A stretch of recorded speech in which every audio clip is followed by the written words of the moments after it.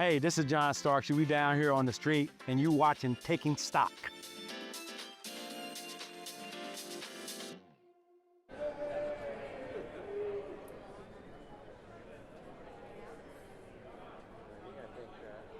Counting down to the close, today is Wednesday, February 25th. This is Taking Stock, and I'm Remy Blair. Well, the major U.S. stock averages in today's trading session are in the green, and we are looking at positive territory ahead of the market close.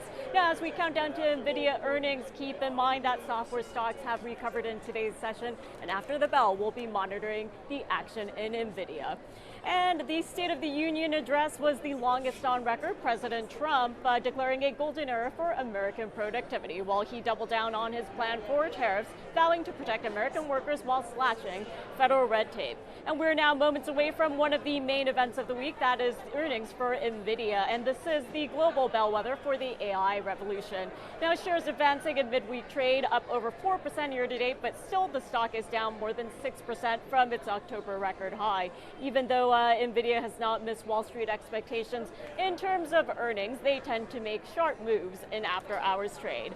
And today on Taking Stock, we'll be joined by Joe Hilston of Nassau Street Partners. And we are counting down to the closing bell, so take a look at the podium.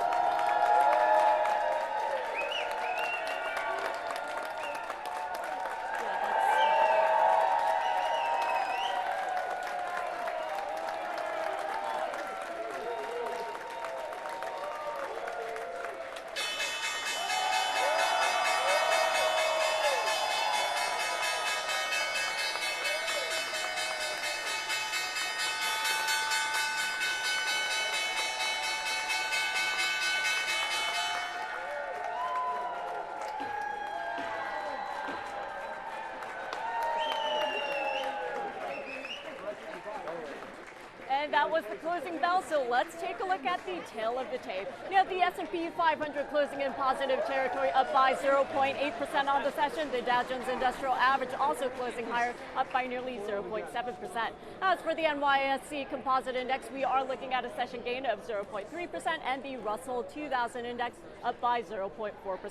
Joining us now is Joe Hilston, Vice President of Nassau Street Partners. Joe, great to have you here. Thank you so much for joining me. Thank you for having me. Well, it's been quite the volatile week this week. We saw a sell-off on Monday and a two-session recovery. So what do you make of the market action so far in 2026? I think we're in a state of normalization. We're not seeing systematic expansion, but we're also not in a crisis. Ultimately, our specialism is in private markets, and we of course look to the public markets for influence, but I think there's a general sentiment going around that once in a while we may be in a position where we see a bit of ferocity, if you like, but I think it's just a period, and I think it will pass. And of course, in today's trading session, all eyes are on NVIDIA, and we are moments away from that key earnings report. So what are your expectations, especially given some of the disruption we've seen in AI? I think people will have their doubts about market value. Ultimately, we're in a position now where AI is a long-term investment. I don't think anyone's going to dispute that. It's now a position of who's going to capitalise and who's going to be there first. It's more so being in a position where investments now, they have to be leading towards cost efficiency, pricing power, agility. It's no longer about generative AI, and I think people are quick to judge something, but one print doesn't mean an entire market is going to change. And another thing I do want to ask you about is the State of the Union. So we're coming off that, and we saw a lot of opinions. So what did you make of this speech? I try not to think too deeply. I think if you dive too deeply into specific speeches, you're going to overcomplicate everything and find yourself in a position where you don't actually know where to look and how to operate. Ultimately, when we examine opportunities in the market, it's about seeing transactions that are taking place now. It's not about speeches or sentiment. It's actually seeing where capital is deploying and how it's being invested. So that is my next question. Where are you seeing capital actually being deployed and separating a lot of the noise from the signal? Give us your take. Ultimately, it's no longer a question of, let's take AI for example, it's no longer a question of is it there. Investors, they want to see that it's something that's going to bear fruit. I think perhaps being a bit too transparent, people are quick to see AI and jump on a train, whereas in reality, people aren't looking for point tooling solutions anymore. They're looking for something that embeds across a platform and has horizontal and vertical integration. And so for the businesses that are able to identify that, that's where the success is going to come from. The companies that go out to market when they raise capital, and they're very efficient, they're well positioned, they know what they're looking for. It's more about prioritizing investor alignment than it is chasing liquidity and valuations. And Joe, finally, before I let you go, tell us where you see the smart money flowing right now. In honesty, I was having a conversation with a family office yesterday, and I think it's agentic AI. Agentic AI is going to be the future. It is how things are going to be moving, and I think it's about identifying propositions within the market that align with that sentiment. Okay, Joe, well, thank you so much for joining us, especially on a very busy day. Thank you so much. Thank you. And that was Joe Hilston, Vice President at Nassau Partners. Well, happy second birthday to the current gold bull market. This year, gold has surged to record levels, clearing 5,500. I recently sat down with World Gold Council's Joe Capitone to get the lowdown on the precious metal. Take a look. Joining me here at the New York Stock Exchange is Joe Capitone, Senior Market Strategist and Head of Public Policy for the U.S. at the World Gold Council. Joe, great to have you here. Thank you so much for joining me. It's great to be back. Good to see you. Well, when we hone in on gold within the precious metals market, we are looking at it shining brightly. So tell us what you think is behind the gains and why these all-time record highs. So 2025 and heading into 2026 have seen prices that we've never seen. Just to put it into context, in January, we saw 12 out of 20 trading days hit record highs. That was probably a little bit more accelerated than we were comfortable and often see. But what's behind it is pretty simple. Risk and uncertainties on the minds of every investor and questions around economic future of not only the U.S., but just sovereign nations, their ability to sustain debt and support fiat currencies. So you're seeing investors and you're seeing central banks, as you've mentioned, really taking a look at how do I diversify, how do I manage risk, and how do I hedge portfolios where I'm chasing return, but needing certainty in my portfolio. And that's really been giving the Eastern investor and the Western investor a lot of motivation to have gold in their portfolio. Yeah, so I do want you to break this down. When it comes to central bank buying of gold, what is different now compared to previous years? So where we have seen a significant difference, now we've been on a 16-year trend of net buying by central banks, but the big difference has been the pace with which they've been choosing to pick up gold as a component of official reserves in their portfolio. We've seen near record or record level flows of 1,000 tons over the last 3 years. 2025, we saw a little bit of a slowdown in that, but that's been met with these higher prices. So the speed with which they're accumulating has slowed a bit.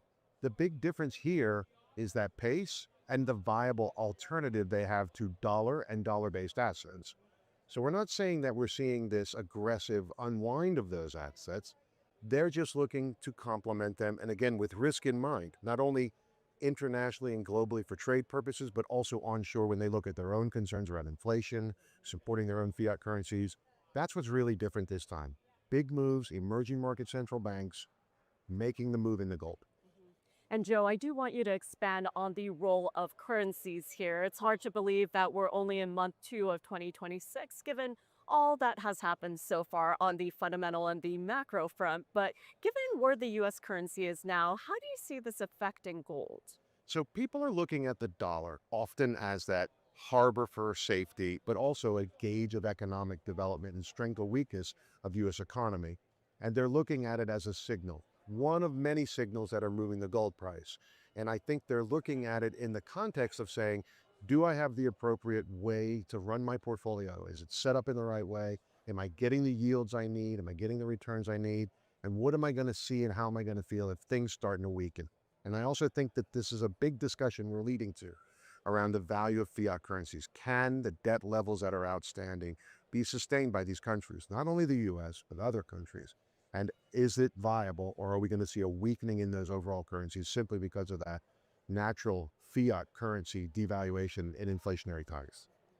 And speaking of which, Joe, of course, we're paying attention to what's happening around the globe, not just in terms of geopolitics, but when we're thinking about central bank buying as well as seasonality. The Lunar New Year is here. And so I do want to get your take on what's happening in China and gold. What's the relationship right now? So China, for us, we see that as one of the most significant markets for gold. They're traditionally one of the largest markets for consumer gold in the form of jewelry, but increasingly so in the form of investment. We've seen more flows into Asian ETFs this year than we've seen into the Americas, which is a big surprise, but exciting. China's leading the pack.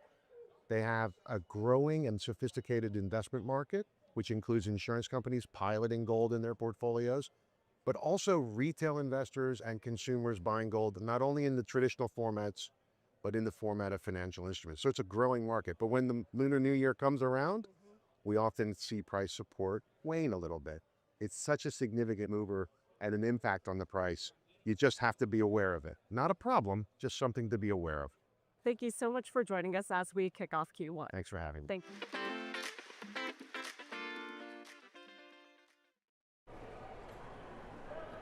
And now the time for a few fintech, crypto, and AI headlines. First, the crypto majors of Bitcoin, ETH, and Solana all up more than 8% today. Bitcoin eyeing 70,000 for its biggest intraday gain since February 6th. Now, crypto snapping a 3-day losing streak as overall risk sentiment improves.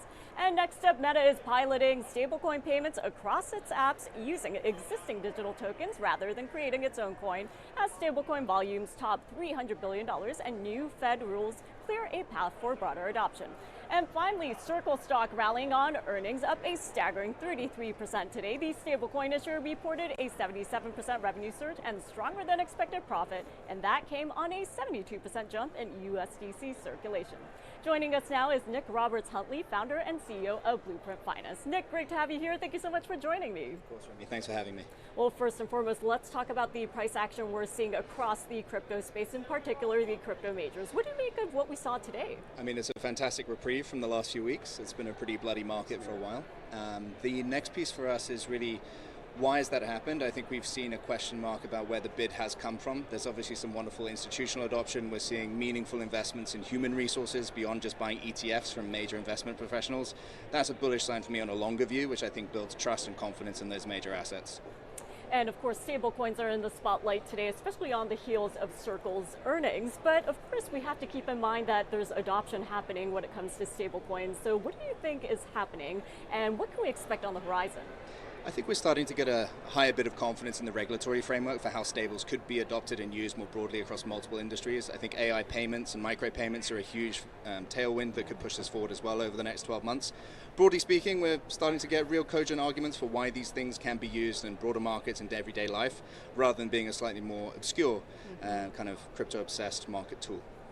And you mentioned regulation. We can't separate what's happening here on Wall Street without talking about the nation's capital. So when it comes to the regulatory landscape, what can we actually expect when it comes to timeline? My bet is something before the summer. It gives us real strong clarity in how these are going to be treated, both from an investment class, but also how people can get broader access to them within everyday life, whether that's in credit cards, payment structures, and or kind of trading facilities between major investment firms. Yeah, and Nick, of course, given the drawdown we saw in the crypto majors, not just in the beginning of February, but also in October, where do we go from now, and what are some inflection points that you're looking at? I think it's going to be interesting to find out whether this recent loss of price has been finally found its fair value bid, and these are people buying on a longer horizon, or this is a fundamentally new attitude towards the asset class having more utility.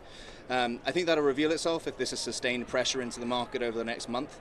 But as always in this market, it's moving quickly, things are moving fast, and we'll have to just move quickly with it. Yeah, and finally, Nick, before I let you go, what are the few things that you're watching when it comes to the digital asset space? Because I know you speak to many stakeholders. I think we're really excited about the DATs that were raised last year starting to find their way on chain. I think we're obviously always keeping a keen eye on regulation, but I think also a lot of the M&A activity that's happening in the market right now. That's a really strong tailwind for us looking forward, and for us, particularly on the institutional adoption, we're right in the thick of it. Well, Nick, it's always great talking to you. Thank you so much for joining us. That was Nick Roberts-Huntley, founder and CEO of Blueprint Finance. Don't go anywhere. Much more taking stock after this quick break.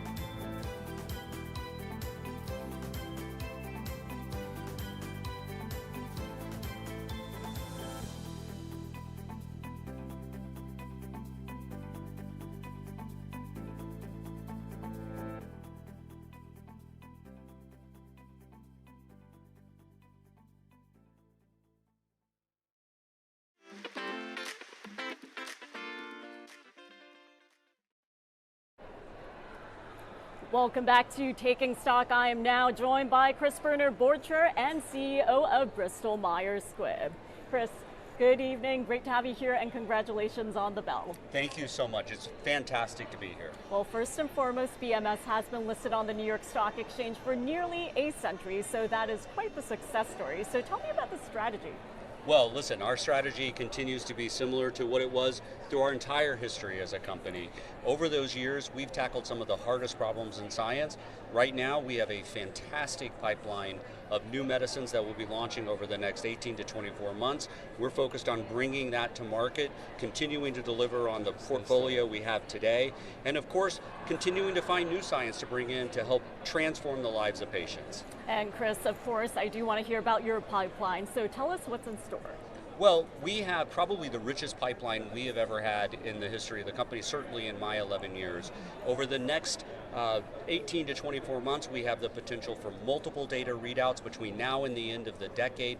We have the potential to deliver 10 new medicines and over 30 meaningful launch opportunities. Added up, that gives us a lot of opportunity to not only continue to deliver for patients today, but transform the lives of patients across therapeutic areas for the remainder of the decade, and exit this decade as one of the fastest growing companies in the sector. And speaking of decade, there are all eyes on artificial intelligence. So tell us what's going on with AI and BMS. Well, AI is going to transform, in our view, every single sector of this industry, and frankly, we're looking at it as transforming the entire value chain. Everything from basic discovery to how we deliver our medicines to patients. We're making significant investments across the value chain. And let me give you one illustration of the impact that it can have. The single biggest period of developing a new medicine is the time from when a medicine enters a patient in phase 1 all the way to approval. We have the potential to use AI to reduce that by upwards of 30%. So we're setting very bold ambitions with this technology. We're making investments, and we think it's going to transform how we operate. And speaking of which, as you look beyond the next decade and possibly the next 100 years, of course you're looking at the domestic innovation ecosystem. Sure. So give us an understanding of what we can expect. Well, we are fortunate in the United States to have the best ecosystem for biopharmaceuticals writ large. And our focus as a company, being at the epicenter of that, is to continue to strengthen that ecosystem. And so we continue to engage with the government in the US, both sides of the aisle, and certainly with the administration, to strengthen that ecosystem to enable us to continue to deliver on our mission for patients. And of course, as we kick off the new year, all eyes have been on leadership. So as the CEO, what are your priorities heading into 2026? Well, right now, we have a very strong company, and our mission as a leadership team is to continue to strengthen it. We've got a young portfolio of differentiated products today. They're growing nicely with good momentum out of 2025. We've got, as I said, the strongest pipeline that we've certainly had in my 11 years at the company. We're in a very strong financial position, and our focus is to continue to deliver day in and day out for our patients. And finally, you just rang the closing bell here at the New York Stock Exchange. So do you have a message for investors out there? Well, the history of this company is storied. We've been around for over 160 years. We've been part of the exchange for almost a century, and the future is bright. We're strong today, we're getting stronger, and our focus is to continue to do what we've done so well in that history, bring really, really innovative medicines, transform the lives of patients, and do that with speed.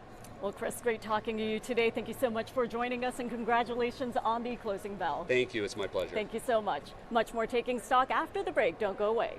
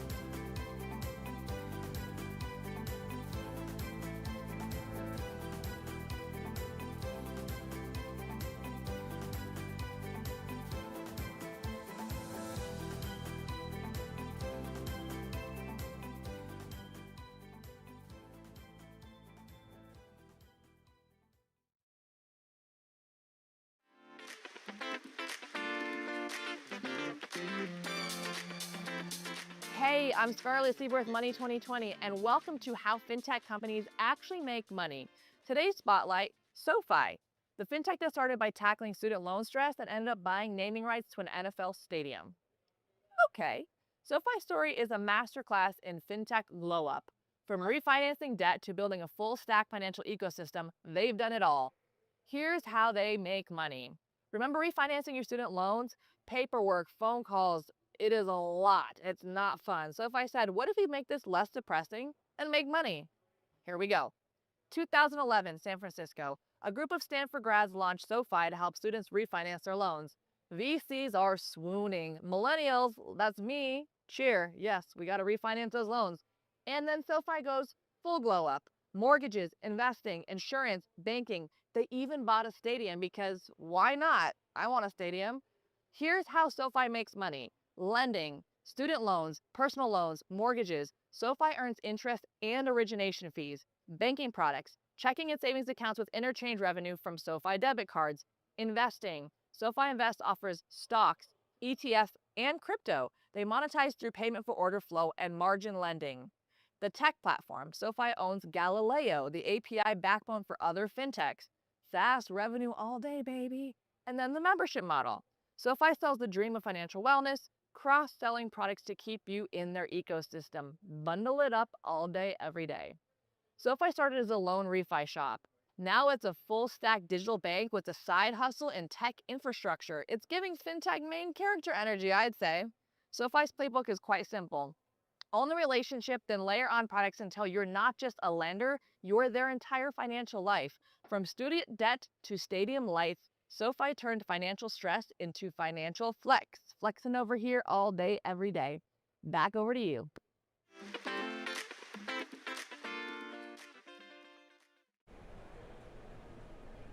Welcome back. Today in Startups Raises and Rounds, Bloomberg reporting Elon Musk, SpaceX is eyeing a June IPO that could raise up to $50 billion, a blockbuster deal that may dominate investor attention and force smaller companies to perhaps rethink their own 2026 listing timelines. And next up, Defense Secretary Pete Hegseth is giving Anthropic a Friday deadline to roll back certain Claude guardrails or risk losing its $200 million Pentagon contract, but the company says it will not budge on limits around autonomous weapons and mass surveillance. And finally, Bloomberg reporting Stripe is weighing in acquisition of all or parts of PayPal in early stage talks that could shake up the digital payments landscape, this as PayPal struggles to regain growth.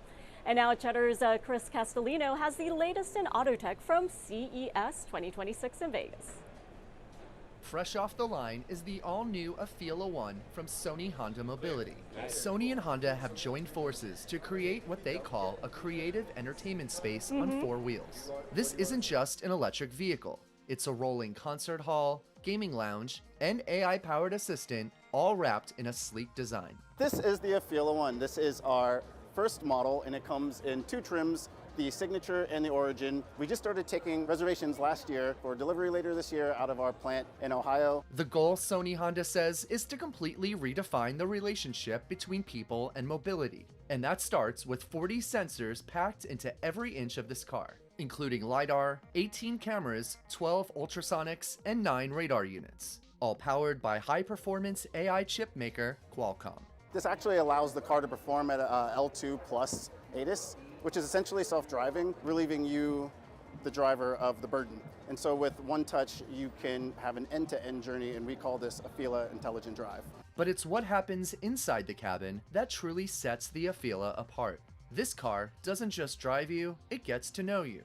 Meet the Afeela Personal Agent, powered by Microsoft's Azure OpenAI. This is designed to be not just a one-way assistant that you tell what to do. It also interacts with you. It learns your customs and preferences. It can see you in the cameras in the car. Hey David, nice dark jacket looks sharp for a morning in Vegas. And I see you've got some company snapping pics. Are you ready to dive into the Afeela experience or just enjoying the vibe for now? We're enjoying the vibe, but I'm also kind of hungry. Are there any good burger joints around here? Here are 3 hamburger restaurants near you. The AI noticed the driver, complimented his outfit, and responded conversationally to a casual request, all without saying, "Hey Siri," or "Okay Google." So let's say you're watching a movie in the car with your passenger while you're charging the vehicle. You can have it center screen. It can also be synced to the screens in the back. You can move it over here to the side if you need to, say, look at your navigation here. But then when you're driving, a privacy filter will engage so that the driver cannot see what's over here, keeping them from distractions and keeping you safe on the road. The analog mirrors are there because of legal reasons, but the cameras allow you to have a wider range of view. And for gamers, the Afeela comes with PlayStation Remote Play built right into the rear entertainment screens. So if you have a PlayStation 5 or 4 at home that's connected to the internet, you can play your games inside your Afeela. Then there's the sound system. 28 speakers positioned throughout the vehicle, including subs under the console and speakers in the headrests. Most car manufacturers build the car and then put in the speakers. In this, it was reversed. They designed the speaker system with the subs in the middle so that the bass is centered. That way you get a more robust, resilient, and entertaining audio experience. This high-tech electric sedan is also capable of a top speed of 146 miles per hour, with an estimated EPA range of up to 300 miles. The future of mobility isn't simply about getting from point A to point B anymore. Car makers are now focused on scaling autonomous, intelligent, and conversational technology. Are you ready for the ride? For Cheddar, I'm Chris Castellino.